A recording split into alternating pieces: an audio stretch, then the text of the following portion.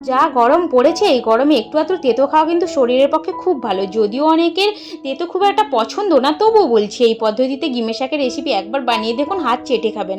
প্রথমে আমি কড়াইতে দিয়ে দিচ্ছি সাদা সর্ষের জল, 1 টেবিল স্পুন সর্ষে বাটা 1 কাপ জলে মেখে নিয়েছিলাম।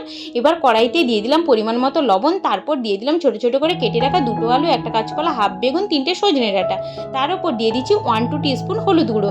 এবার নাড়াচাড়া করে নিয়ে 7 মিনিটের জন্য ঢেকে দিলাম সেদ্ধ হওয়ার জন্য। এরপর ঢাকা খুলে সবজিগুলোকে একটা পাত্রের মধ্যে নামিয়ে নিলাম। এবার কড়াই গরম করে দিয়ে দিলাম 2 টেবিল স্পুন তেল। তেলটা গরম হলেই দিয়ে দিচ্ছি বড়ি। তারপর নাড়াচাড়া করে বড়িটাকে লাল লাল করে ভেজে নিয়ে দিয়ে দিলাম 2টো শুকনো লঙ্কা। লঙ্কাটা একটু ভেজে নিয়ে 1-2 টিস্পুন পাঁচফোড়ন দিয়ে নাড়াচাড়া করে নিলাম। এবার পাঁচফোড়ন থেকে একটা মিষ্টি গন্ধ বেরোলেই সেদ্ধ করে রাখা সবজিগুলো ওপর থেকে দিয়ে দিলাম। এরপর সবজিগুলো নেড়ে নিয়ে দিয়ে দিলাম বেছে ধুয়ে রাখা 200 গ্রাম গিমে শাক। তারপর গিমে শাকটাকে ভালো করে নেড়ে চেড়ে সবজিগুলোর সাথে মিশিয়ে নিয়ে 4 মিনিটে ঢাকা দিয়ে দিলাম। ঢাকা খুলে আবারও কিছুক্ষণ নাড়াচাড়া করে নিয়ে জলটা শুকিয়ে এলেই ভালো করে নেড়ে নিয়ে নামিয়ে নিলাম।